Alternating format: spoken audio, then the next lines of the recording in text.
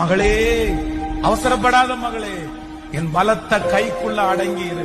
நீ நினைக்கிற அங்க போனா எந்த சண்டையும் இல்ல, அங்க போனா எந்த வாக்குவாதமும் இல்ல, அங்க போனா நிம்மதியா இருக்கும்.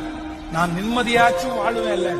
இந்த தொந்தரவு என்னால தாங்க முடியல, இந்த மன கஷ்டம் என்னால சகிக்கவே முடியல.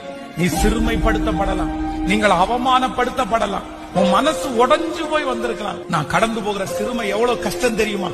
ஆனா ஆண்டவர் சொல்றாரு, கொஞ்ச நாளைக்கு நான் உன்னை உயர்த்துகிற வரைக்கும் அந்த பலத்த கைக்குள்ள நீ அடங்கி இரு.